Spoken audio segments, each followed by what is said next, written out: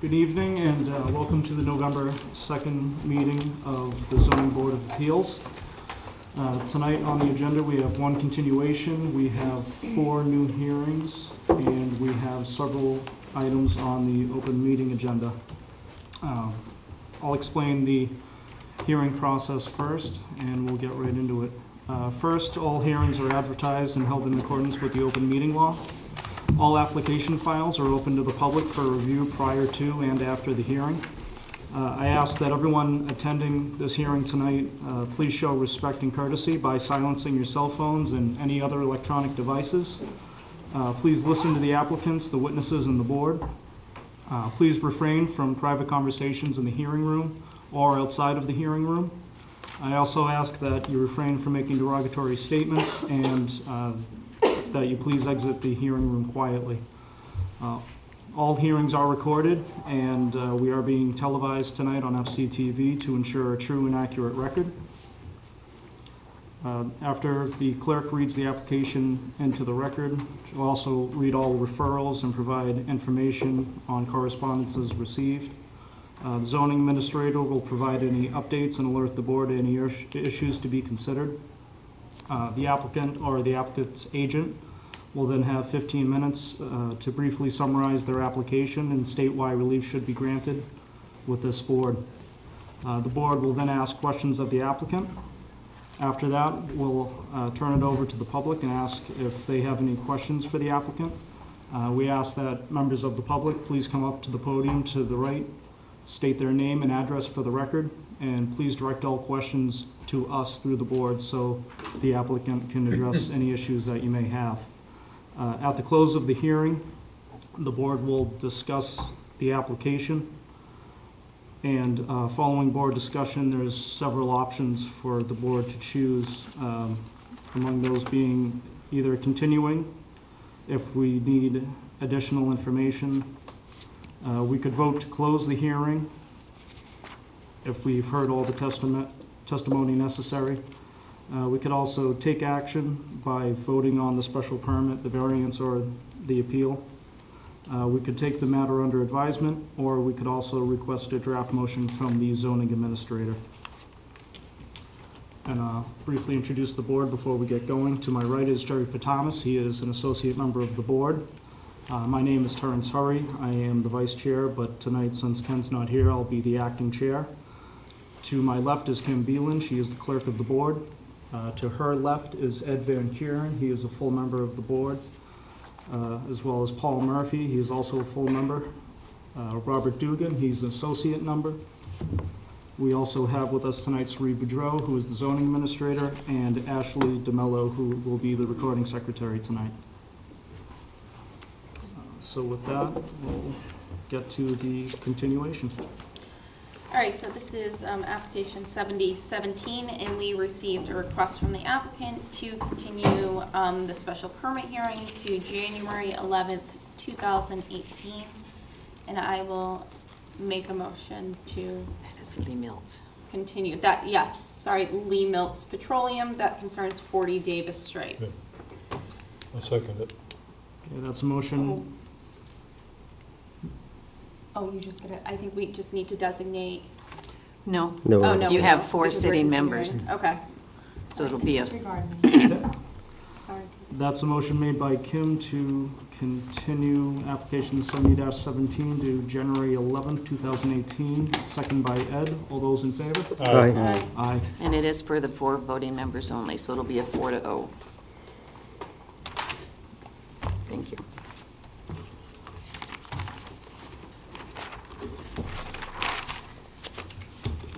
Okay, next we have application 79-17, Bucacino, lots 3A, 4, and 5, Hyken Way, East Falmouth. And I will appoint Bob Dugan as the member for this application. All right.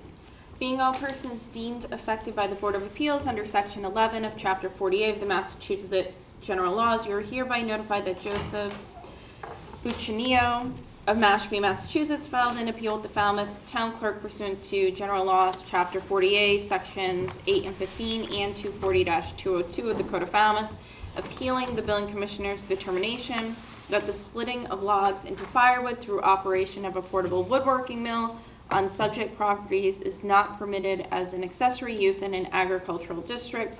The subject properties are lots 3A, 4, and 5 Hyken Way, East Falmouth, Massachusetts. And for referrals, planning had no comment, and that was the only referral that we received. We did receive, I think, some From the letters. planning board, the approval for a contractor's yard and approval for a definitive plan, excuse me, to merge all the lots. Okay, Excuse me. great, thank you. Good evening, Mr. Chair, members of the board. TJ, congratulations on your recent coup. Hope your reign is long and prosperous. For one night anyway. My name is Kevin Clower. I'm an attorney here in Falmouth with Ahmed Clower Law Firm, and I represent Joseph Bushanio, the owner of JB Tree and Landscape, which is the owner of the properties now known as 348 and 350 Old Meeting House Road. We're here before you this evening to appeal a recent determination by Rod Palmer, the Falmouth Building Commissioner. But before I dive into that, I'd like to provide you with some background regarding both the property and how it came to be here this evening. The properties known as 348 and 350 Old Meeting House Road are recent designations. Previously, it had been an approved subdivision known as Hyken Way, which was lots 3A, 4, and 5. That was recently changed. These two lots are vacant lots located on the westerly side of Old Meeting House Road. They're abutted to the south by Midway Trap and Ski Club, to the west and north by Tony Andrews Farm, and to the east by the residence owned by Kenneth Andrews, one of the Andrews brothers, who was the seller to Mr. Bushanio, as well as Old Meeting House Road on that same side. There's a total combined acreage of 5.13 acres here, 350 Old Meeting House Road being 4.1 acres, and 348 being slightly over 1. All of these, the entirety of these properties are located in the AGA zoning district. Mr. Bushanio recently applied for and obtained a modification of the definitive plan in order to merge the approved subdivision to one lot. That's the resulting lot 350. He also applied for and obtained a special permit from the planning board for use of a portion of the site on 350 as a contractor's yard. This is primarily for the storage of vehicles related to his landscaping business. He has completed his purchase of the property within the last few weeks, and since then has taken dramatic steps to improve the property in the small amount of time he's owned it. In addition to the small contractor's yard, Mr. Bushanio is intending to make other by right uses of the property, specifically as an agricultural use, whether it be a farm or a tree nursery, however it's defined. He also intends to split wood on site for use as firewood. As part of his due diligence in the purchase of this property, we sought a determination from the building commissioner that this use was allowed by the terms of the bylaw. Sections 240-36 of the bylaw allows certain principal by right uses in an agriculturally zoned district. This includes agriculture, horticulture, floriculture, and on lots of over 2 acres, nursery uses. Section 240-37 allows for certain by right accessory uses. There's a number listed, but I'd like to focus on 2 of them in particular. The first being accessory uses as are customarily incidental to the allowed uses, and the second being portable woodworking mills. Our bylaw defines a portable woodworking mill as equipment for producing lumber from logs without permanent installation. So we sought a determination from the building commissioner on August 7th. We provided supplemental information to him on August 9th. On August 29th, we revised that letter and went to him to seek a determination still. And he determined that he did not agree that the splitting of logs for use as firewood was permitted under the by right uses allowed in the zoning bylaw. It is this determination which we are appealing to you this evening. The appeal is brought under Mass General Laws, Chapter 40A, Sections 8 and 15, as well as under Section 240-202 of our bylaw. This allows for a determination of the building commissioner to be appealed to a permit granting authority, which in this case is the Zoning Board of Appeals, by a person aggrieved by that determination. Mr. Bushanio, then as the buyer and now as the owner of that property, is in fact aggrieved by this determination, as he's unable to fully exercise his appropriate rights in the zoning district. He's prevented from full use of the property and from realizing the benefits of the same. As grounds for appeal, the determination of the building commissioner is not supported by the plain language of the zoning bylaw. As I mentioned, a portable woodworking mill is defined as equipment for producing lumber from logs without permanent installation. Our bylaw does not define what lumber is. Merriam-Webster Dictionary defines it as timber or logs, especially when dressed for use. It does not define any particular use being necessary or required. I was unable to find any court cases specific to this point. However, I did find a number of cases which referred to lumber as firewood and firewood as lumber. Those terms are used interchangeably. Another case, the IRS reported sales of firewood as gross receipts from lumber sales. There is nothing in our bylaw that separates or distinguishes firewood from lumber.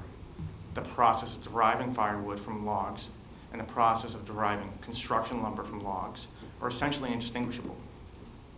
In researching portable woodworking mills, it was evident that anyone who offered any sort of milling equipment included log splitters in those offerings, generally under the same headings. The engine sizes are analogous, ranging from 10 horsepower on the small end to 50 horsepower on the high end.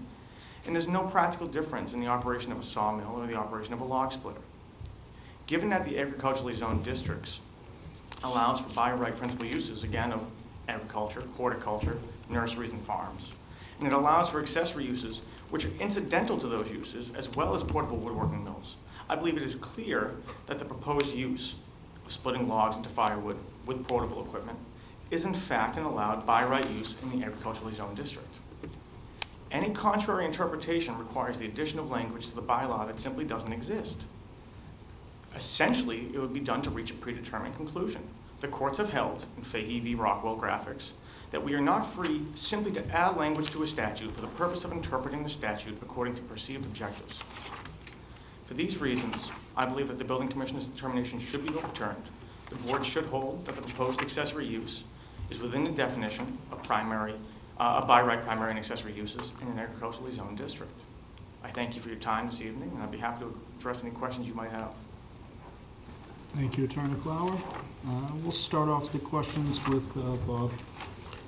Kevin, you alluded to different case law in your letter. Do you have anything to submit? I certainly can. I mean, the references from wood to firewood and lumber are passing at best, which is why I didn't submit them in the first place, because they're not positive, dispositive, saying, you know, wood is lumber, and firewood is lumber, lumber is firewood.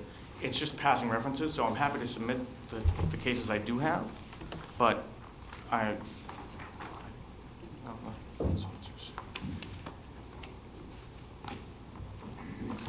3 cases I can submit to the file. 4.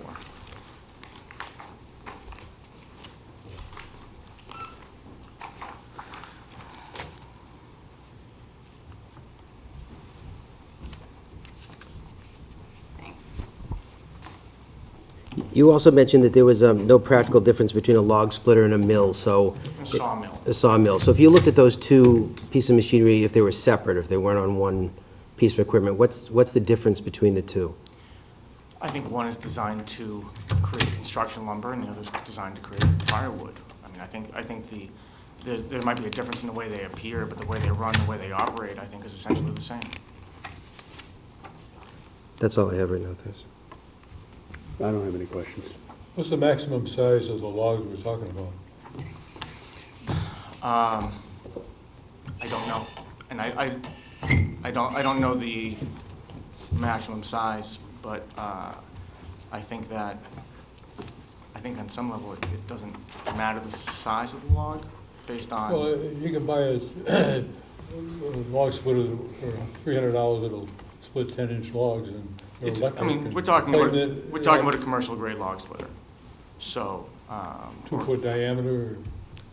No, I mean, this is a larger piece of equipment. This is a large piece of, you know, commercial sized equipment. All right. All set? Yeah. Kim, any questions? Okay, sure. So you referenced these cases. I know you just submitted them. You cited to Fahey, I think, as you were speaking, but not for the definition of lumber log. Are there any Massachusetts cases talking about lumber is No, equivalent to firewood? I was unable to find any. Okay, so you're relying on cases that aren't in Massachusetts Correct. for that? Okay.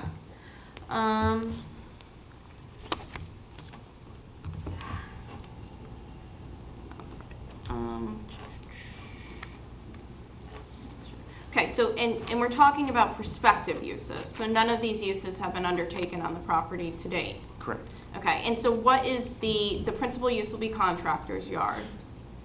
I would say the principal use is actually agricultural. The contractor's yard is a very small portion of the larger lot, and it's used essentially just for the parking of vehicles. I would say that the principal use will be agricultural in nature.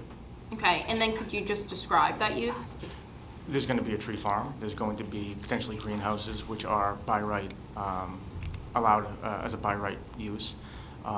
It will be, potentially, it'll be set up essentially as a farm, whether it be a tree farm or a, I don't want to say agricultural farm, because that's not, I think a tree farm is agricultural, but it's going to be set up essentially with farm uses, which will have a small portion dedicated for contractor's yard parking. Okay. And then, so the intention would be to grow these trees so that he could fell the trees and then turn them, or the property owner could... That's a portion of it. There'll be felling of the trees on site. He could bring in logs that are clear from other lots that he's done as part of his contractor's yard. But I think the principal use would be on site. Well, that creates an interesting question, I think, if you're bringing in materials from off-site, but okay.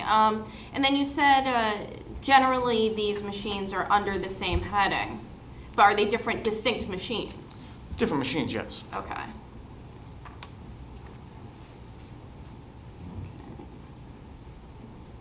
But I think it's a difference without distinction. Okay. All right, that was all I had for the time being. Thank you, Kim. Jerry, any questions? Yeah, I guess this is an accessory use for tree farming, correct? Potentially tree farming. It's accessory to any of the permitted uses. Okay, what does splitting of wood for the other permitted uses, how does it become accessory to the whole host of permitted Well, it's uses? agricultural use in general is, I think the general heading that it would fall under. But I use mean, of- tree farming, I understand. Well- But I don't understand how growing tomatoes, wood splitting is part of growing the tomatoes. Understood. Those are two separate sections of the accessory uses that are allowed. One is any use customarily incidental to the permitted uses. A second separate use is a portable woodworking mills. But it's assuming if it's a secondary use, it's a secondary use to a primary use, and it's assuming that the secondary use and the primary use are interrelated. I'm not sure that's a safe assumption that we have to make. Incidental. Okay. I think that might be a difference with distinction, but, and what about the hours of operation? I can imagine this being fairly loud. Not as loud as you would probably suspect, but the hours of operation permitted by the planning board for the contractor's yard were Monday to Saturday, 7 to 7. 7 to 7. And would they be amenable to reduce the hours? I mean, from what I understand in log splitting, it's a hammer. I think It's not like a it's saw for milling. I think that it would be, the question here isn't necessarily related specifically to this lot. It's related more to a use that's allowed in the agricultural district. So as much as we are applying this to this lot in question, I think we're talking about whether or not a use is allowed within the agricultural district as a whole. So, If the use is allowed, then the timing of the use could be permitted to less, few hours on a Saturday. but it would be a by right use. It's not before this board. So I don't think it would be appropriate. I'm not a voting member, so just, Any other questions, Jerry? no, not at this time. Paul? Yeah, Kevin, you mentioned the 5 acres. Are you also trying to grab the exemption, MGL Section 3 at all? Not No, at this just point. simply operating under the bylaw? Yep. Okay. I don't think he'd want to necessarily rule that out down the road, but that's not something he's taken into account at this time. Okay. Because it is two separate lots, Yeah. Okay.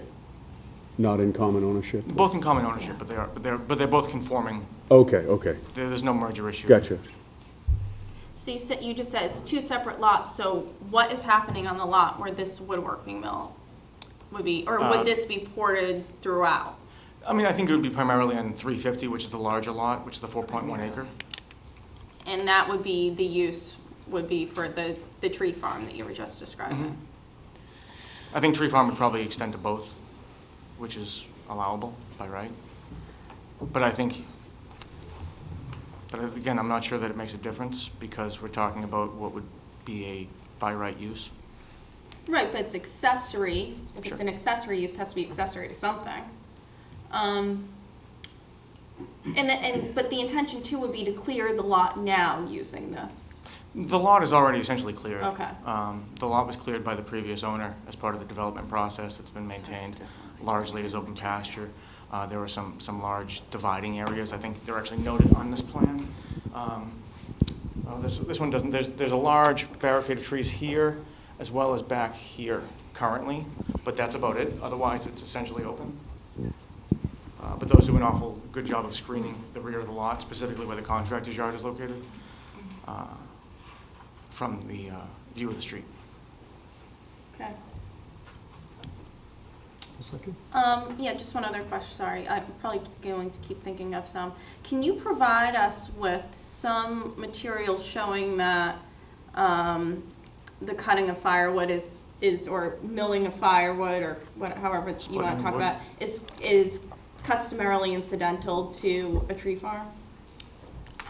I don't have anything on point necessarily to that extent, but perhaps if this was continued? perhaps it was. I could Okay. certainly try. I'm not sure what information I could provide that would show that trees are cut down to use as firewood. I think it's, if you have trees and they're not sold, then they would be used in such a manner. Perhaps, but perhaps we could find something. Okay, thank you. I think Serena, looks at the list. Yeah, just, so you mentioned the tree farm, and that he has plans to cut the trees and split the wood, but that's a couple decades out, no? Well, I believe that an accessory use can also be incidental to a special permit use, and we do have a contractor's yard permit for a landscaping business. So, to Kim's point, so I think it could be related to that as well. And there are trees on site. Whether or not those trees will be cut down, I know the ones used as barricades will not be, the ones used for screening will not be. But I think it's more of a long-term plan. Yeah, it's a long-term goal, no question. The tree farming aspect of it, absolutely. Yeah, Takes a while. okay, thank you. Would you have to modify that special permit if you were going to be bringing in trucks of wood to the lot? If you're looking at the lot now and he's just starting to plant the tree farm, there basically is nothing to cut down now. I don't believe so, because it doesn't preclude, you have typically byproducts from work, whether it be bring something to a site or bring something from a site. I think it's So- related to the, I don't believe there's any language in the special permit that would require the modification. So would it would only be their own trucks? It wouldn't be trucks from other landscapers? Because there was a mention in there about increased traffic on the road if the business increased at some point. So are you talking that this is just this business that's bringing in the wood, or you're actually going to have other I think the intent is landscapers? primarily for their own business to be bringing stuff in. I wouldn't necessarily want to preclude his ability to bring in other wood. But I think the intent is to use the wood that's largely been cleared on his own jobs and to essentially recycle that byproduct. Serena, did you have a question? Yeah, what area specifically did the planning board make for the contractor's yard? I unfortunately didn't have the contractor's yard plan, but it is essentially,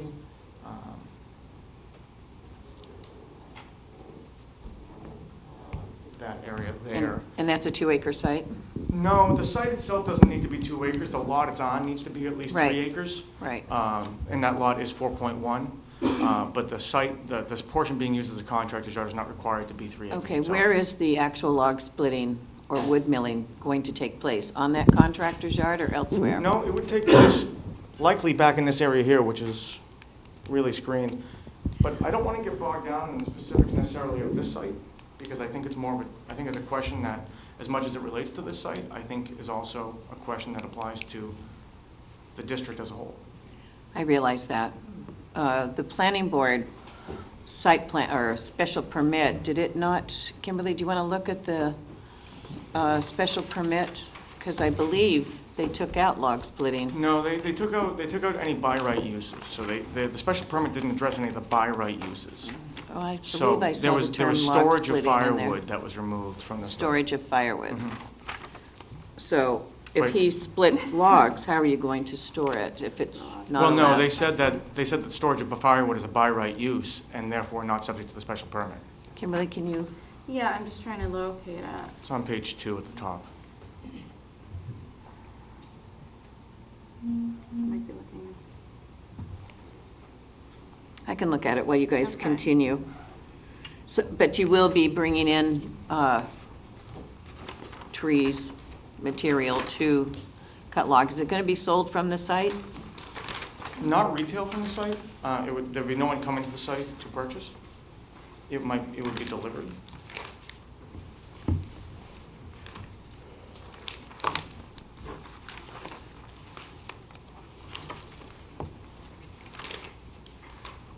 Just looking for a copy of the special permit decision. Sorry, you want me to pass this down? Yeah, I'm I'll having look at it. trouble I'll look locating for it. Oh, here we, oh. The plan is hereby amended to delete any reference to firewood stockpiling, and any accessory structures associated therewith as shown thereon, as this represents a use allowed as a matter of right.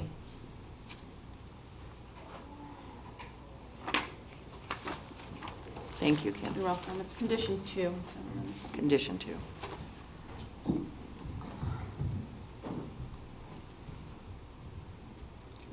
I have one more question. And on the other lot, what's going to take place on the other lot? Or is it The same. all agricultural all use, no matter agricultural what? uses. But the staging of trucks and stuff is specific to that one Specific to the area? contractor yard area, which is located on the larger lot to the rear.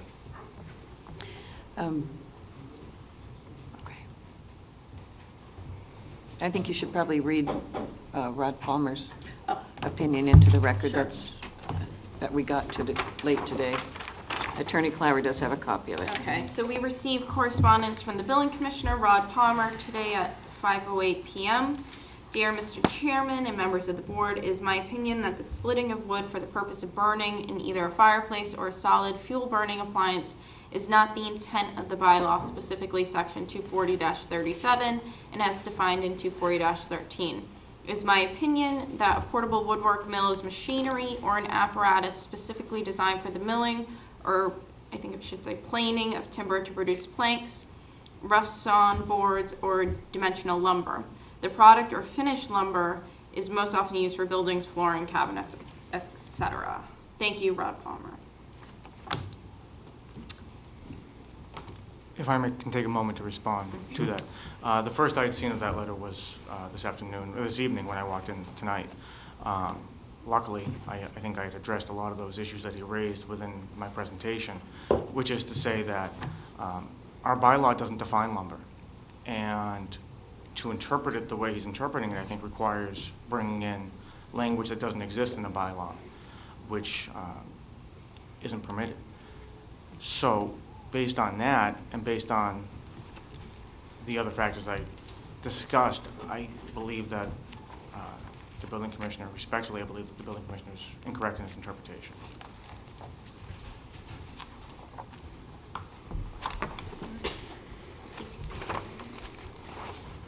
Okay, Sri actually had a few of the same questions that I did, so I'll turn it over to the public. Would anyone like to speak in favor of this application? Okay, seeing none, is there anyone out there who is opposed to the application? Nope. Yes, please. If you can come up to the podium, please state your name and address for the record. And any questions you may have, please direct it to us, and we'll have the applicant's agent answer the question for you. My name is Peter Hargraves. I live on Southview Way, and I have a couple of exhibits here to facilitate communication so that you will understand the context. Oh, if you just want to hand them to To me, the- and I'll, to the clerk, okay, that's okay. I just Thank kept you, one Peter. for myself. There's a lot of colored ink there, so I didn't want to. I have one other one which I'll refer to in a minute, but this is just for context showing the area in question. In a previous document, this location of the contractor's yard was defined as 356 Old Meeting House Road, and as the applicant's representative said, that the addresses have changed, but that was before the unification of the lots. And if you look at that location, it's about 1,350 feet, the red line, to the back of a neighborhood. And you can see the population distribution, at least to the south of this site. Also, if you look over to 25 Crocker Road, you'll see a pin stuck in there, and that's a greenhouse, which has subsequently been reactivated after being long dormant. But previously, in 2014 and prior, the JB Tree and Landscape was located there, and you can see it was surrounded by homes fairly closely. So to be fair to the applicant, I wanted to provide this for context. But my concern, to put it briefly, is that our neighborhood is adjacent, and this new location is isolated from homes and others who might see anything going on there, like a fire, and it would be highly involved before something would be discovered. And so I'll explain why I make those comments in a minute, but just for the clerk's record, I have from the Falmouth Fire Department an incident report from March 8th, 2014, where there was approximately $28,000 worth of damage at the Crocker Road location because there was an operation there to process firewood run by JB Tree and Landscape, and that operation included the cutting of wood, the conveying of wood with a motorized device, the splitting of wood, and actually there was a wood-fired kiln that dried the wood, and it was the wood-fired kiln that caused the fire. And so a couple of cords of wood were destroyed and a $25,000 piece of equipment. I understand that over the time that the business was located at Crocker Road, that the neighbors complained about noise, smoke, and dust. And I can understand why, if you look at the proximity of this.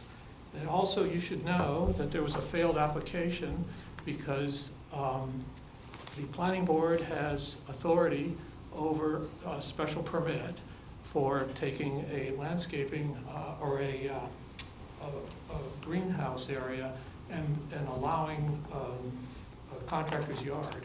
But they refused to grant that, and I think that this operation was severely restricted after the fire because there were a number of violations and other issues turned up by different regulatory offices in town.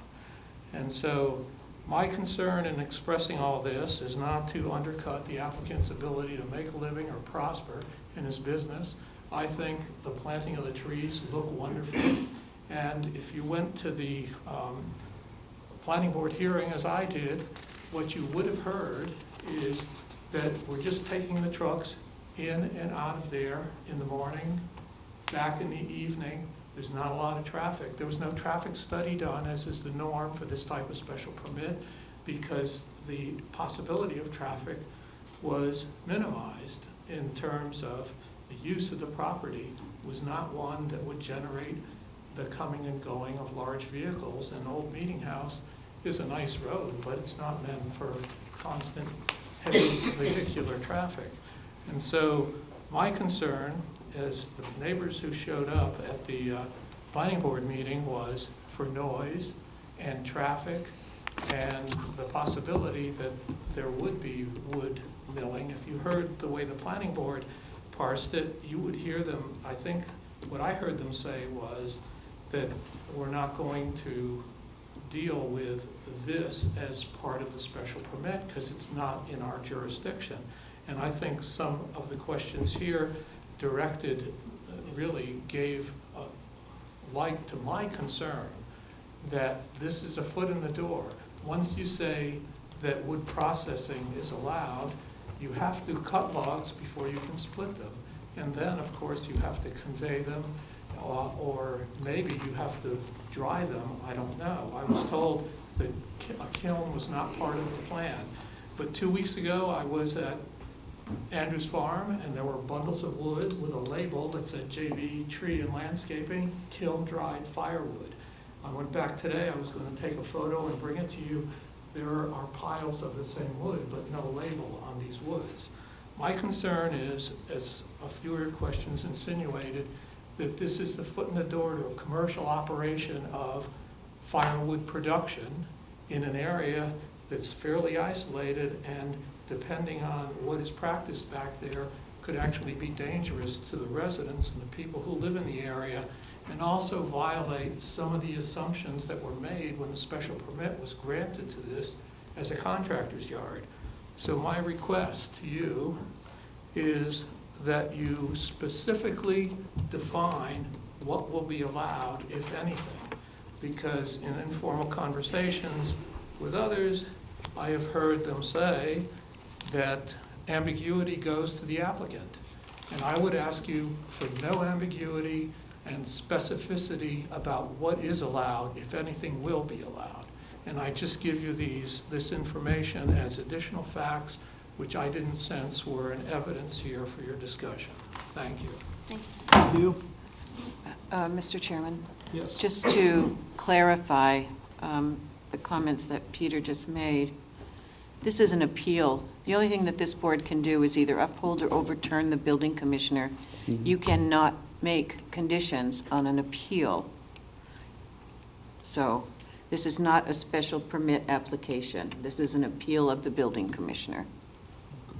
Thank you for that clarification, sir. Does that mean then we either approve or deny with cause, and that's it, it goes away? They don't come back You for a make special findings to permit? substantiate whether you uphold or overturn the building commissioner.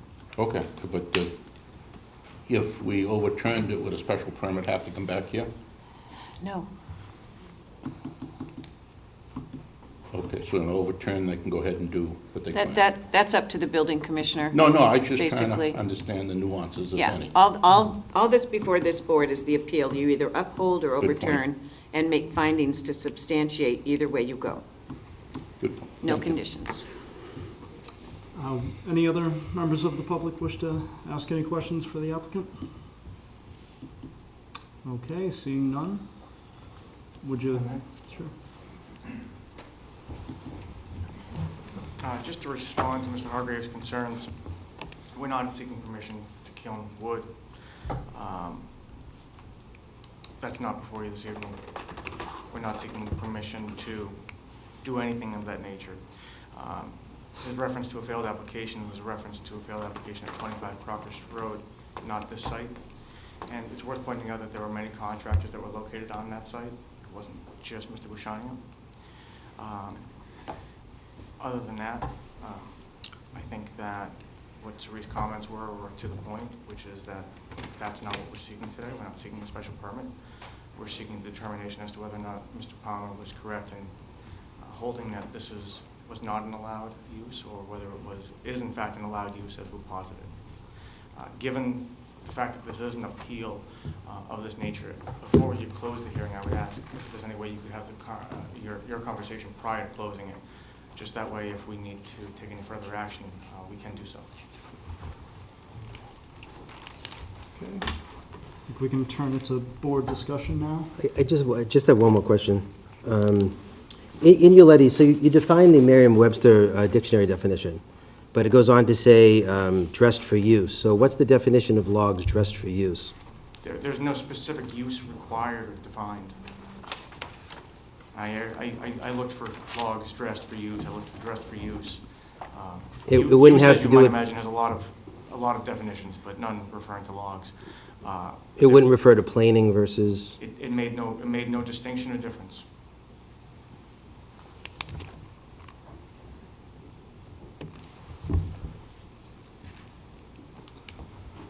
Okay. Any other questions from the board? All right, I guess we can have board discussion. Anyone like to start us off? Sure. When I think of mill, I don't think of firewood. I've seen firewood operations. It's an industrial type of a setting where logs are brought to a property and split. And I think a mill is just as the building inspector has described in his letter. That's what I think. I believe that a mill is, what comes to mind is sawn lumber for construction purposes, and not the burning of, not for burning firewood in a fireplace or a solid fuel burning appliance. So in terms of portable sawmill, or portable woodworking mill specifically as defined, as mentioned in the bylaw, I think that means specifically sawn lumber. That's what I think.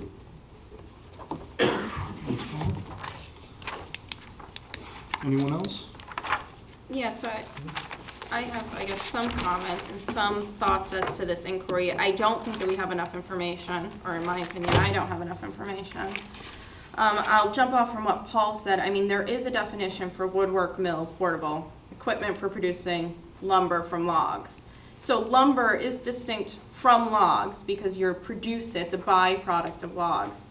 I think lumber is different from firewood, but I would be open if there was some case in Massachusetts or some other law jurisdiction that equated them, but it doesn't sound like that's the case, but I would like to see it. So these are kind of the issues. I just wrote some down just now. I do think we need to kind of figure out this separate lots question. I know that kind of asking us in a vacuum, is this permissible or is this not? But what we have here is 3 lots that are 2 lots under the same ownership. So I think that you do need to clearly say whether it's accessory to a principal use on that specific lot. You can't have an accessory use if you don't have a principal use. So I think that needs to be made clearer. The fact that they're bringing in other wood, I think that may create some questions. I would just have to, I think, look at that a little bit more. So then I put lumber versus firewood. I'd like to see some case. And then if lumber is not equivalent to firewood, there is that catch-all provision that says any customary use, which went to my question of, well, is this a customary use for a tree farm? Or, you know, I think we need to have some information as to that, if that's the case. Let me see.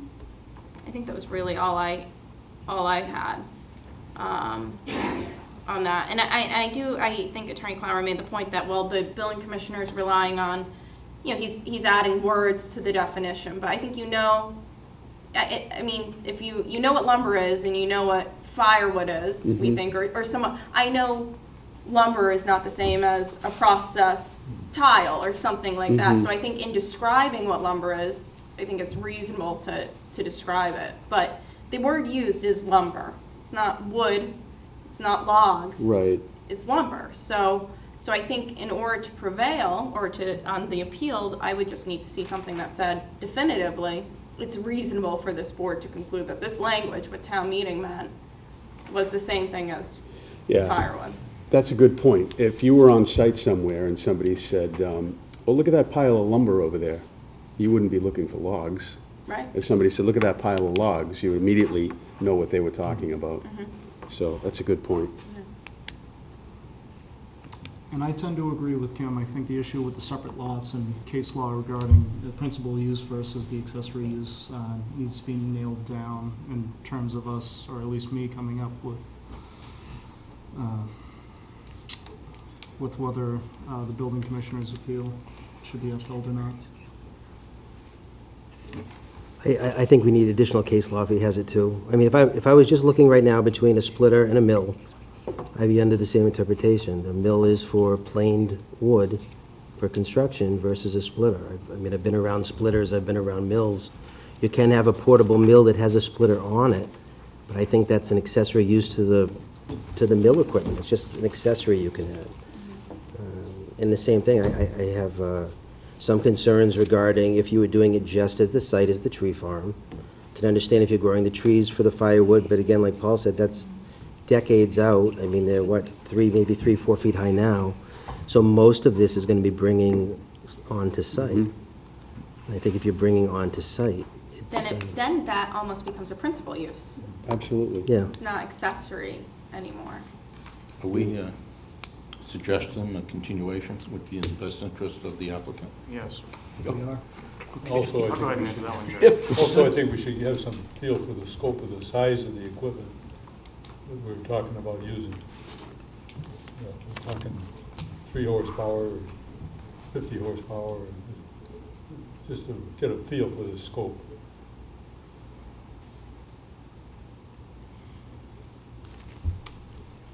Okay.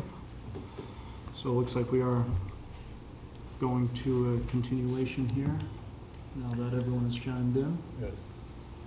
Suri, I hate to ask, but how's the? You should hate to ask. Yep. The only thing I have, and the sad thing is, we're running out of time. Anybody that approaches us now, I'm going to need a waiver from because we are so booked. The only date I have right now that's in the near future is January 11th. And we've got 2 on there already. There's no room in December, absolutely no room. The holidays kind of are nice, but they get in the way sometimes. So are all 5 voting members here January 11th? Can you commit tonight? Yes. Yeah, I can. Yeah, I think so. I mean, Kimberly? Yes, I'll be here. I just was looking at trying to see another date. Not unless you make another date. You don't think you could fit it on the 7th? There's 4 on that night. Yeah, look what's on that night. I know I did. Too long. The first one will be long. Oh, God, no. Are you at the hearing on November 16th? Or is Attorney Yes. Ament No, I'll covering be that? there. That's already at 5:30. November 16th, we absolutely cannot do. You couldn't add it to that date, it's too. Let's try. Sorry. That one, we barely got started on, and it's a huge, Yeah, Yeah. no, I understand. I know most of the people here will be at that one as well, and it would be a good night, but I just don't know how we can. It's Yeah, up to the this- board. yeah, and It's I up to think you that guys. we've It's- asked for a lot We of do have to be out of the information, too. library by 10. Yeah. Now, November 30th, one of those would be an extended meeting, Yeah. the comprehensive permit. We I'm could ex- sorry? The November 30th is being ruled out. There's 2 hearings. Well, one I for- promised the board we would only have the 40B that night. That is a larger 40B, and I did have to put Yeah, another yeah, of course. application on it. Well, this is only a prospective use. It's not being undertaken yet. So If it's January 11th, it's not like January this use 11th. is ongoing on the property today and they need an answer. You need an answer, but you don't need an answer. I'd like the right answer. Yeah. My right answer. It's up to the board, whatever you feel good about. I'm just, So I think we need to go with the you'll 11th. sign what you need it's to also sign? me that's got to January draft all 11th those definitely decisions gives within a enough certain time. time frame. Everything All So right, so I will move, excuse me if I may, No, Mr. go Chairman. ahead. You understand what we're looking for in I terms of understand. additional information, okay? So I will move to continue application 7917 to January 11th, 2018 at 6:30 PM here in Town Hall. do you want to make it earlier? No. No. Okay, motion is made by Kim, and I believe that was seconded by Ed. All those in favor? Aye. Aye. I apologize. Are you available January 11th? I don't have much of a life, so. Your wife is probably watching. No, I should be available. I don't know of anything Okay, quite that far out. People would love that. thank you. Thank you, Attorney Clower. Thank you very much, guys. All right, we are going to take a quick 5-minute break. Again, we're getting a large coffee.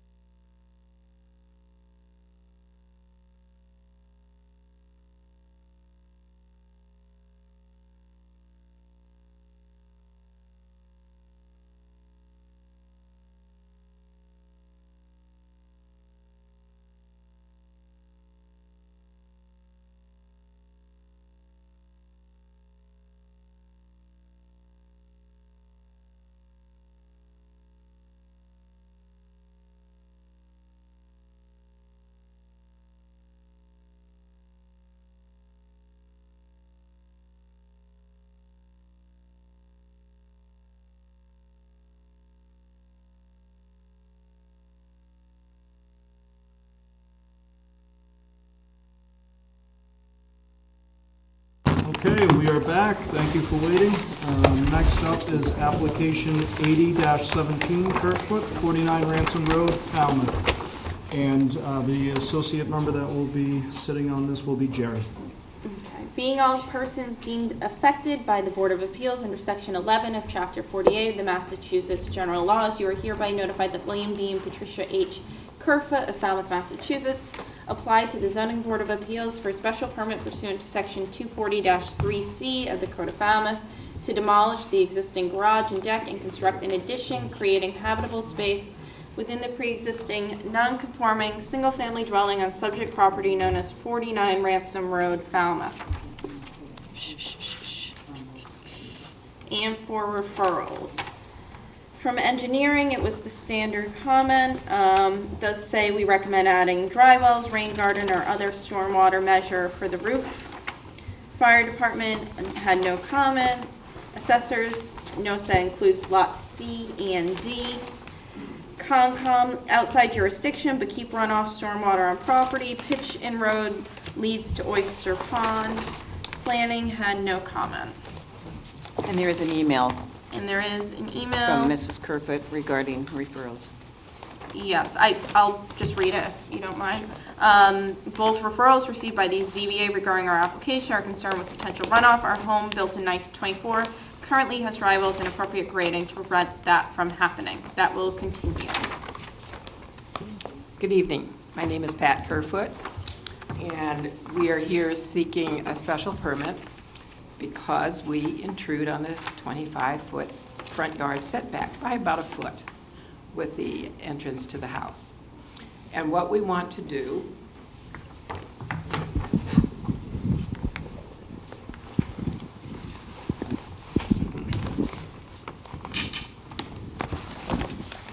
right now, this is the major part of the house over here. We want to take away a deck, breezeway, and a garage. Just remove it. And add on a change inside, which will give us a 3/4 bathroom instead of the current half bathroom, and a kitchen family room, and concept of all concepts, some storage, hanging for coats. They don't have these things in 1924 homes. So this is what we would like to do. Right here is the front entrance with the deck that intrudes into the 25-foot setback. As I said in the email, the concerns were principally about runoff. Currently, there is a dry well approximately here. There was a dry well approximately here. When we guttered the back of the house, my husband created another dry well over here that takes the runoff from the back of the house. The grading currently has a little dip over here. There has never, ever been any kind of runoff problem. It slopes in that direction, but there has been sufficient perk down into the soil that we've never, ever had a problem with runoff. I understand the Conservation Commission concern about runoff. When the road was redone a number of years ago, they weighed in on that. The runoff, any runoff that would come from the driveway to the street, remember we're talking about a slope, would go into a couple of catch basins that are just down the road. Then there are a couple more catch basins further down the road. The Concom, excuse me, wanted 75% catch of the rainfall. It was actually designed to be 80% catch. So there is really no concern about any of the runoff going into Oyster Pond. I think I probably have covered your concerns, but if you have any questions, do you have any comments, Mark? No? Okay, if you have any questions, I'd be happy to answer them. Thank you. We'll start with Jerry. The 75% of the catch, because that was of the old house and less roof area. Now you're adding a couple hundred more feet of roof. Not really, just a little bit more, because remember, we're taking off the breezeway and the garage. Okay. Okay, so it's a little bit more roof, but not a whole lot. Any other questions, No Sherry? no other question. Kim? Just wanted to confirm, so the ridge height will be 22 feet for the new addition? Mark? Mark Bogosian with Longfellow Design Build for the record. Yes, that's correct. Okay. Will even be, might even be under that, no? Yeah, it's not to exceed that. Okay. And then 3 bedrooms remaining, 3 bedrooms? Correct. Okay. Is there a finished basement? Not in the new part. Okay. That's going to be a 4-foot crawl space. The old part still has its old basement.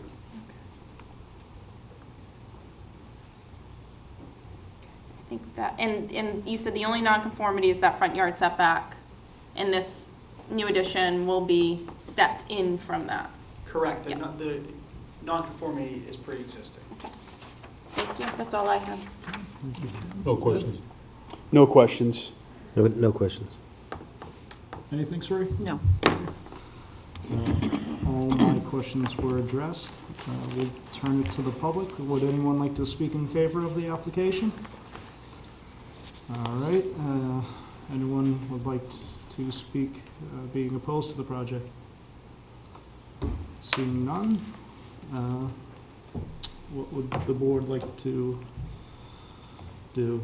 Any discussion on this? I think it's pretty straightforward, pretty straightforward, simple. I will move to close application 8017. I'll second it. Motion to close made by Kim, second by Ed. All those in favor? Aye. I'll move to approve application 8017. I'll second it.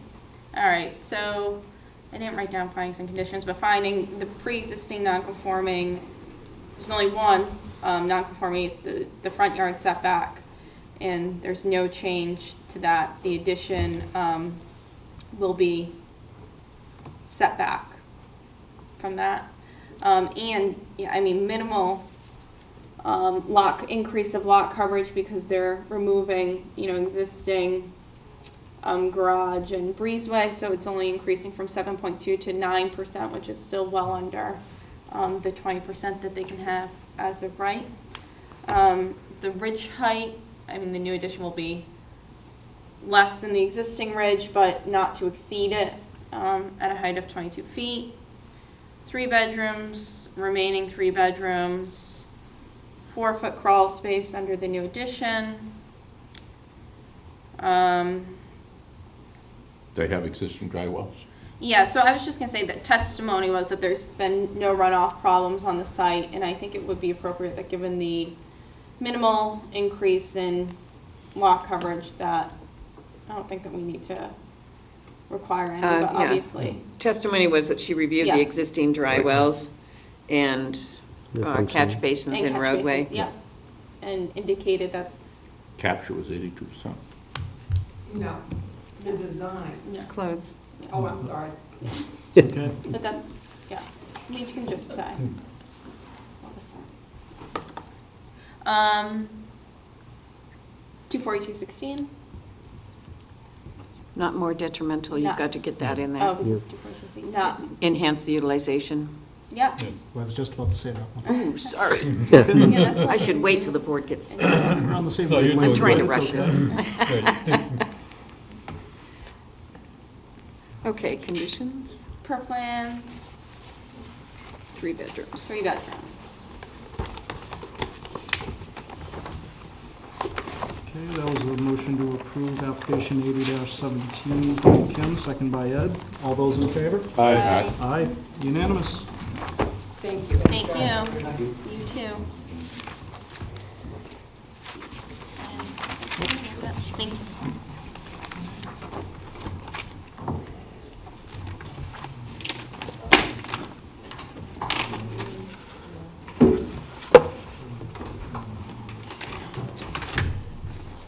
Okay. Okay, next on the agenda, we have application 81-17, Purple, 135 Jericho Path in Falmouth.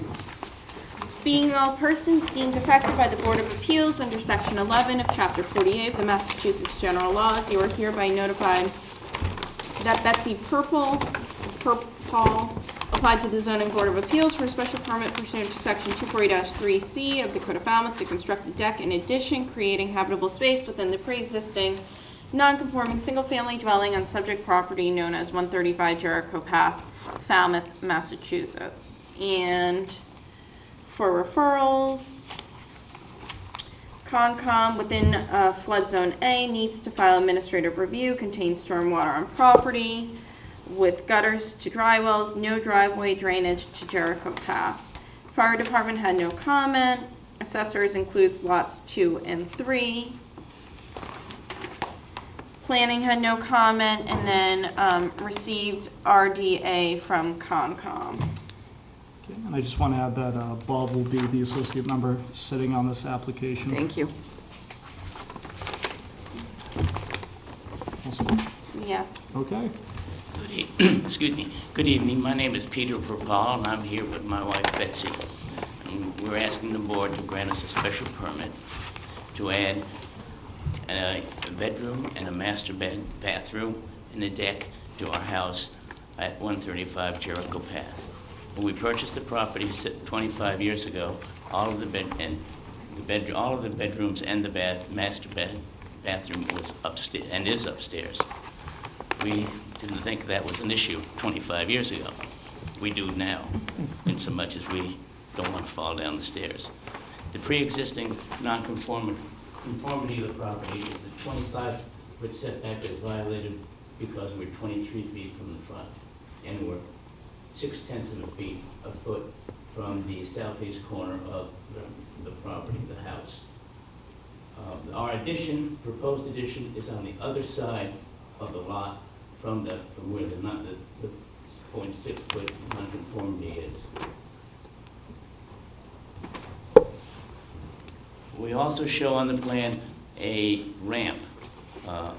It's a proposed ramp in so much as we don't need it right now, but I'd like to have it permitted now in case we need it in the future, so I don't have to come back and bother you folks again. As far as the Conservation Commission is concerned, we did go for an RDA, and I talked to Mr. Kasperzak about that, and he said, oh, he did not realize that, but when he looked in his file, he said, yeah, he would not have made a comment, but because he didn't realize that we had an RDA. The property slopes from the north towards the south. So all of the runoff on the driveway, all of the runoff goes to the rear of the building. The lawn is over here, and this is garden and lawn, and I prefer not to have the catch basins for the gutters, in so much as I do gardening. I like to catch some water occasionally, and none of the run goes towards the Jericho Path area. If you have any questions, I'll be happy to answer them. Thank you. We'll start with Jerry. Given the area, you're going to tie into the sewer, correct? I didn't hear you. You will be tying into the sewer? We already tied You in the already sewer. did. Yes. The other thing, and someone could correct me, if it's a proposed ramp and we allow it, and if he doesn't build it in, 7 years, is it no longer approved or something like that? No, no. Okay. The building commissioner has to determine that he's done substantial construction of what he's been approved for. So that's under the jurisdiction of the building commissioner once he's Okay. established substantial construction. No further question. Thank you, Jerry. Kim? So just to get it on the record, so the non-conforming setback's 23.8 feet to the front yard and then 9.6 feet to the side yard. I believe it's 9.4. 9.6 on the plan, It's 9.6, then it's only 0.4 feet from the sideline. Okay. Okay. I'm and the sorry. shed's non-conforming And the as well. shed is, yes, so that's 1.4 foot. So how long has the shed been there for in that present location? It's been there since we've owned the property for 25. That is part of, although it's not part of the application, that is part of my arrangement with my builder that that shed will be removed since it's about to fall down. I'll also add, I hope you folks saw the property before the recent storm, because if you came since Monday, you will not be able to see the stakes because they were completely covered up by a huge oak tree that came down. So if you're removing the shed, is there a plan to put a new shed But out in the back? Well, I'm going to purchase a shed. This is home, and it's going to be somewhere else completely and not even near the sideline. And do you know the size of that I shed? do not know. I have not made that decision. Okay. It will be a small shed because Same size as what's there now, or likely a little well, bit? maybe smaller. Okay. I haven't shopped for sheds yet. Okay. We'll have to just kind of make our decision, because usually we say per plan, and so it's showing the shed in a particular The shed location. is, I'm sorry, the shed is going to be removed. Okay. We'll change your lot coverage too, but we'll address that, because you're under it. The so- lot coverage, I believe, is well under the roof. Yes, yep. And then you said so it's 3 bedrooms going to 4 bedrooms? Yes. Okay. That was all I had. No questions? No questions. No questions. Suri, anything? No, just, I caution you that if you do get a shed over 100 square feet, it has to be 10 feet from side and rear. Anything under 100 is 3 feet. So just keep that in mind when you do shop. Yes, ma'am.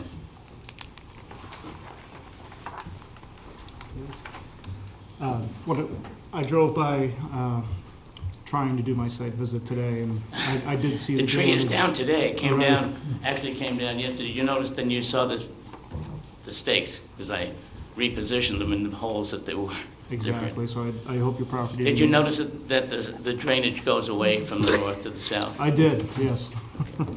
And I hope your property didn't suffer any additional damage at all. with the- But didn't you see the big maple tree in front that was completely on the sidewalk? That I the did. town had to remove because it was in the road? I saw it Monday when I was there. Saw you standing outside. So you know what I've been going through. Right.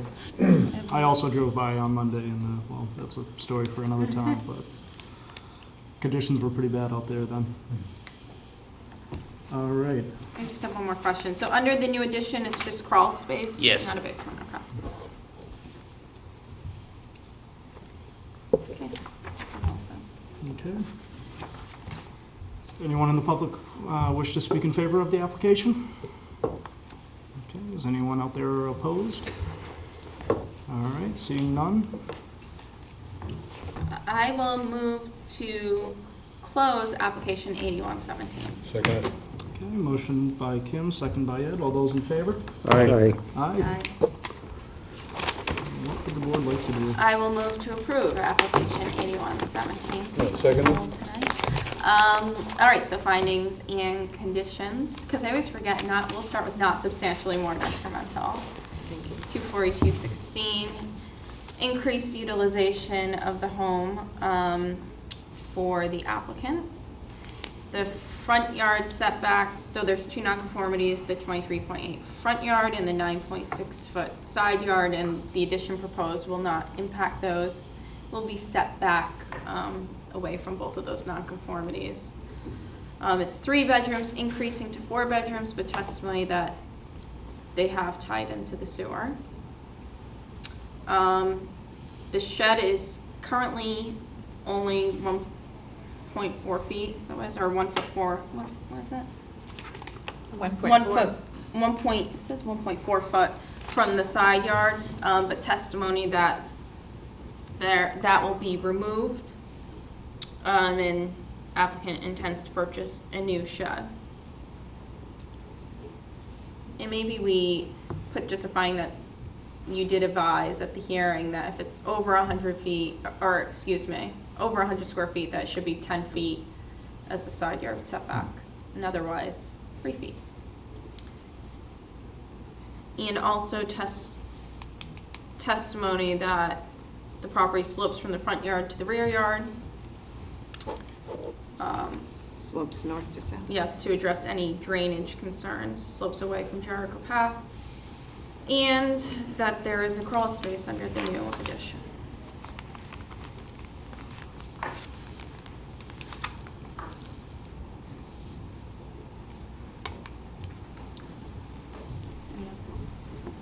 Pretty much it. I think that does it for findings. Conditions? Can we make a finding too about the ramp?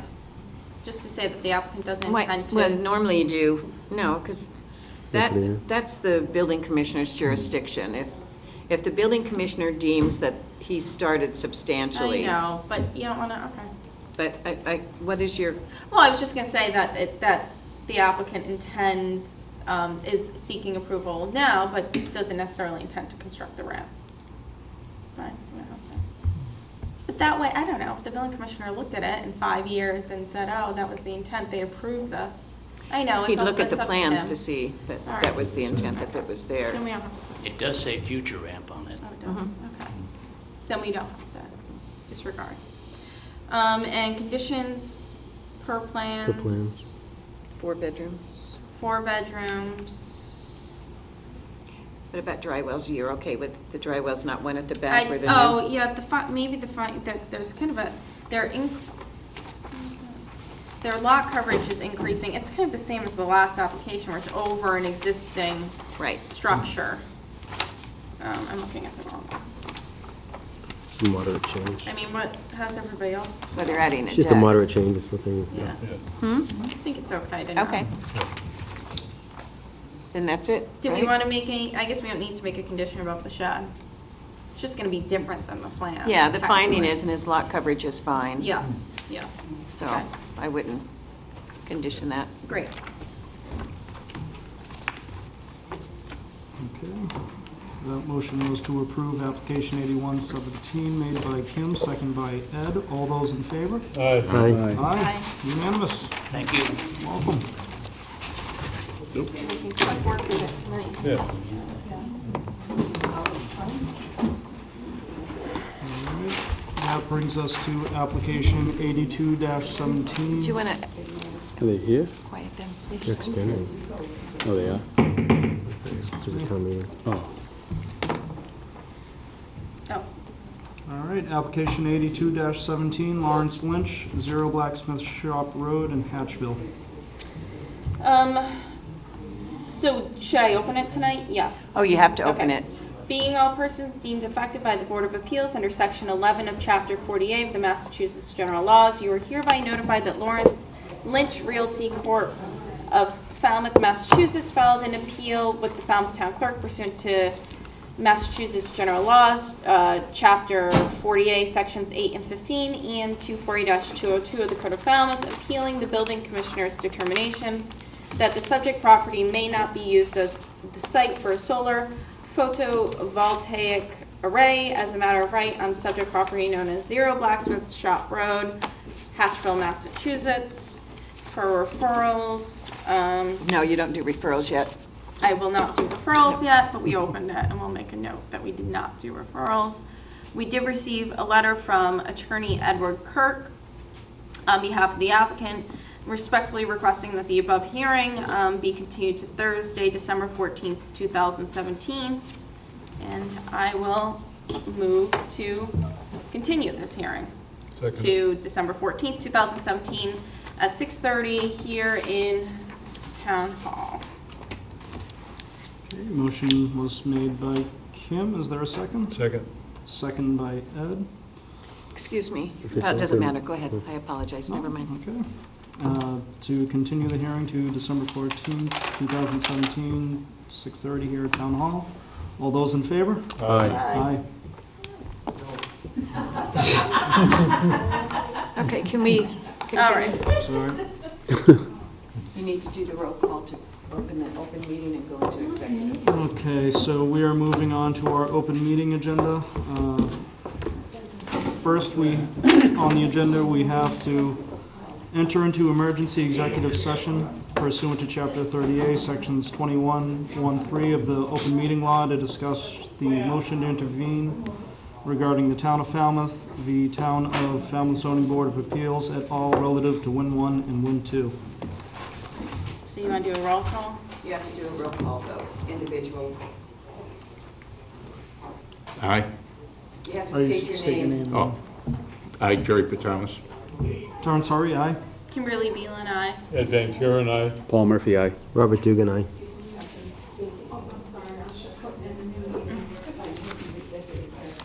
You can give her this schedule. It's on the schedule. It's on the website, Okay. and it's tentative already. Yeah.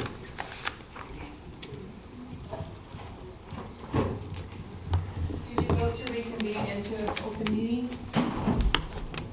Yes, Because we do have other things. Did you vote to? We can. of course we do. It's on public TV. Did you vote to reconvene into open meeting? After? I don't think so. No. You should. Okay. So we won't discuss the other stuff. Well, we have to go back to, You don't have to. We don't. oh, okay. Okay, so what is You want me to read the this? reason, let me just Yeah. explain first. The reason for the executive session is because we've got some information that I sent to you under confidential copy